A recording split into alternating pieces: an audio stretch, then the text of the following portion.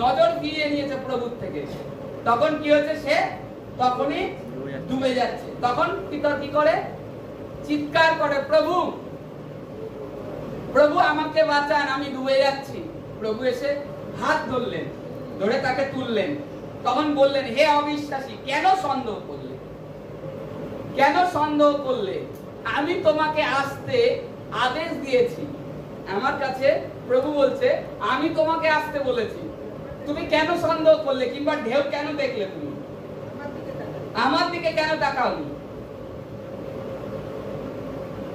এই হয় আমাদের জীবনটা প্রভুর সঙ্গে চলতে চলতে আমরা খ্রিস্টতে চলি, খ্রিস্টের দিকে, খ্রিস্টে বিশ্বাস করে এসি প্রার্থনায় যে প্রভু সুস্থ করতে পারেন, প্রভু অদ্ভুত কার্য করতে পারেন। প্রভু ৫,০০০ লোককে খাদ্য দিয়েছেন, তার আগে ৭,০০০ ৪,০০০ লোককে দিয়েছেন অদ্ভুত ভাবে, লাজারকে জীবন দিয়েছেন, মৃত বালিকাকে বাঁচিয়েছেন, তারপরে বিধবার স্ত্রীর একমাত্র পুত্রকে ভালো করেছেন, মানে মৃত ছিল তাকে জীবিত করেছে, কুষ্ঠ রোগীকে বলেছে যাও সুচিকিত হয়ে যাও, তারপরে পক্ষাঘাতকে বলেছে যাও তোমার পাপ ক্ষমা হলো, সঙ্গে সঙ্গে পক্ষাঘাত উঠে গেল, প্যারালাইসিস রোগী সঙ্গে সঙ্গে উঠে গেল।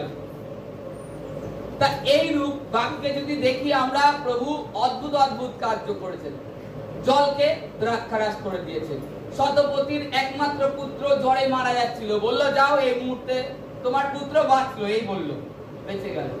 আমরা খ্রিস্টদের চলি, প্রভুর কার্য আমাদের জীবনে দেখি প্রচুর, কিন্তু আমাদের দৃষ্টি ওই সমুদ্রের ঢেউ যেরকম সেরকম জগতের দিকে চলে যায়। জগতে ওর ভাইরাস লেগেছে, ওর জ্বর হয়েছে, আমারও হচ্ছে, এই ভাইরাস সবার হচ্ছে, সবার জ্বর হচ্ছে, এই হচ্ছে কথা, এই হচ্ছে কথা। আর বাইবেলে বলছে শব্দটাকে তোমরা মহত্ব দাও। নেগেটিভ শব্দ যেটা তোমার বিরুদ্ধে, তোমার ঈশ্বরের বিরুদ্ধে ওঠে, সেটাকে তুমি তোমার ঈশ্বর